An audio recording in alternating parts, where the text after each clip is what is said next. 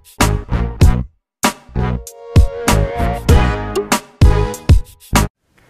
there, this is James Wilson with MTV Strength Training Systems and BikeJames.com. And in today's training tip, I wanted to highlight one of my favorite exercises, the kettlebell swing. The kettlebell swing is such a great exercise for us as riders because it builds hip strength, hip explosiveness really, good core strength. When done right, ingrains good body position, teaches you how to absorb impacts with your legs and your hips. So just a ton of great benefits for us as mountain bikers. So what I want to do is show you a couple things that I've found really help people get more out of this exercise and kind of simplify it a little bit. So the first thing that you want to do is know how to start this exercise properly. And my favorite method to start the swing is actually to start with the kettlebell a little bit in front of you. You're going to come down like you're getting set to do a deadlift position. And something that's really important, I'll highlight here in a second, is the idea of making sure that you try to keep your shoulders over your base of support. So I want to push my hips back behind me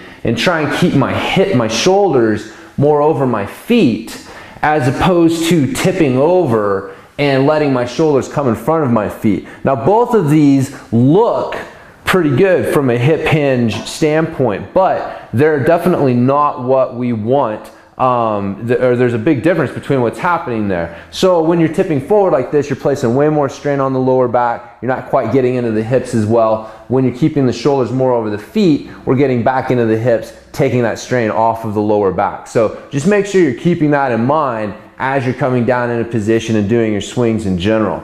So you're coming down, you're gonna find the kettlebell. Again, it's out in front of me, probably a little bit less than a foot. You don't want to reach too far to where your shoulders have to hunch.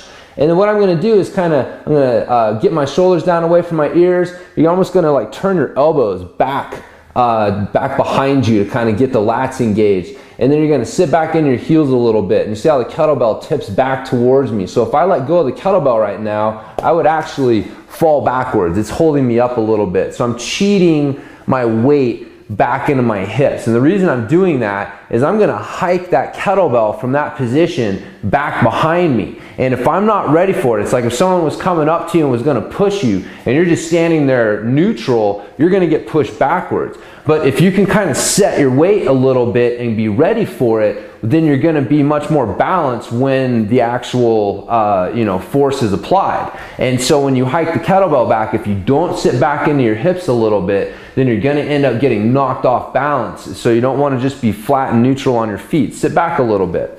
So once you've done that, you're going to hike the kettlebell back. When you hike the kettlebell back, you don't want anything to move. You want to just hike the kettlebell back, have your hands up here in this position here. You can see my fingers back here, and then you're going to drive your heels into the ground. Think about squeezing a quarter between your butt cheeks or a lemon between your thighs, whichever visual helps you get those the glutes engaged, and get tall and thin at the top. Okay, and then you're just going to repeat that movement there. So, but the start is very important. There's a couple different ways to start it. In fact, I've got some videos that show different ways to start it, but in my many years of teaching this exercise, this is by far the best way to start this exercise. So, you're going to hike the kettlebell back. Like I said, once you hike it back, you're going to sniff in and breathe out on the way up. And when you're done, you just park the kettlebell. In fact, I'll have people practice that start. I'll have people just practice hiking it back, do one swing, and park. Hike, one swing, and park. And again, you want to practice being able to hike it with no movement. You don't want to change position, and you want to end in the same position as you started. So that's a good way to practice that right there. So once you got that down and you're ready to start doing your reps, the two things that I found really help people, again, get more out of this exercise is focusing on, I talk about butt back, chest down. You definitely want that. You want to push the butt back and let the chest come down. But like I mentioned earlier, more than that, you really want to focus on trying to keep the shoulders over your base of support instead of tipping forward. And this is very common with people that do swings, is this tipping motion right here as opposed to sitting the hips back and keeping the shoulders. So if you focus on that, if you kind of keep that in mind, you'll find it'll help you sit back into the hips more, because you're not just letting the chest come down, you're actually trying to keep the shoulders over your base of support as all of that happens.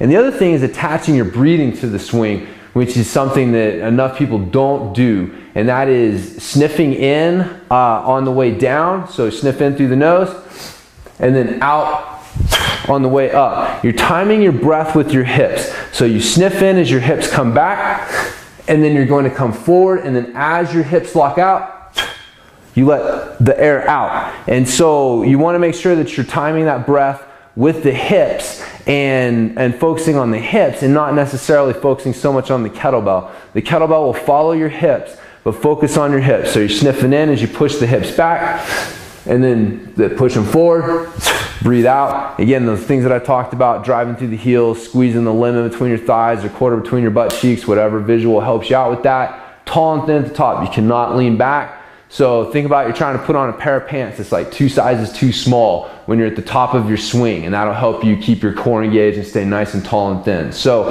so that's basically it. Quick tutorial on the swing. Again, those are the areas that I find most riders struggle with, is the start, making sure that they're actually sitting back into the hips and keeping their shoulders over their base of support and not tipping forward, and then attaching their breathing to the swing. So if you start doing those 3 things, you'll start getting a lot more out of this great exercise. So once again, this has been James Wilson with MTB Strength Training Systems. You can check me out on the web at bikejames.com, and I'll talk to you next time.